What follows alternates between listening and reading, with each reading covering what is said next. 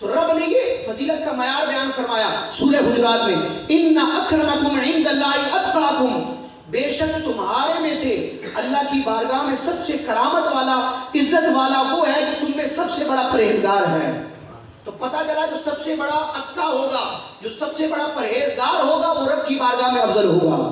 سورہ لیل کو اٹھا کر دیکھیں، سورہ لیل کے شان نزول کو دیکھیں، اس سورت کی آیتیں شان صدیق اکبر کو بیان کرتی ہیں۔ سارے مفسرین کا اتفاق ہے، سارے محدثین مفسرین نے فرمایا کہ سورہ لیل میں جو آیتیں نازل ہوئی ہیں یہ جناب صدیق اکبر کی شان میں نازل ہوئی ہیں کہ جب آپ نے حضرت بلال کو کافر آقا سے خرید کر رب کی رضا کے لیے آزاد فرمایا تو اللہ تعالیٰ نے اس آداب کو اپنے کلام میں بیان فرمایا اور ارشاد فرمایا وَسَيُجَنَّبُهَا الْأَتْقَى، ان قریب اس جہنم کی آگ سے بڑا متقی بچایا جائے گا۔ وہ بڑا متقی کون ہے؟ ساری امت کے مفسرین کا اجماع ہے کہ سورہ لیل میں اتقا سے مراد صدیق اکبر کی ذات ہے۔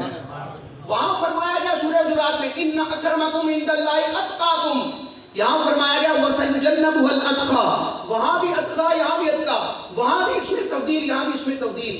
تو دو باتوں کو ملائیں گے تو تیسرا نتیجہ خود حاصل ہو جائے گا۔ امام اہل سنت نے اس رسالے میں اس بات کو بیان کیا، جیسے کہ مثال کے طور پر میں آپ کو سمجھاتا ہوں۔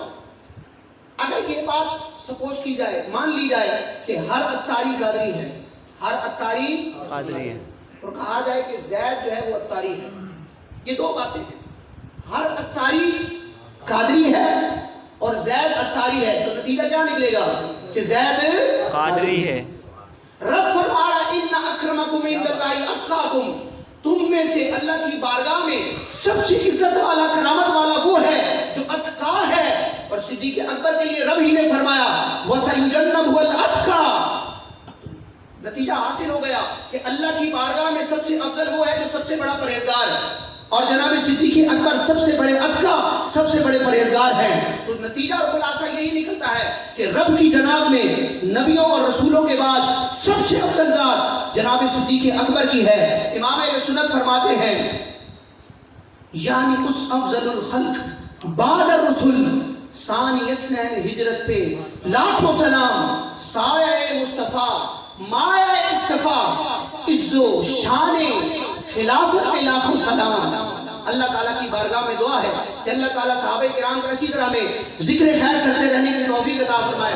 اللہ ہمارے ایمان، ہمارے عقیدوں اور ہمارے عقیدتوں کی حفاظت فرمائے۔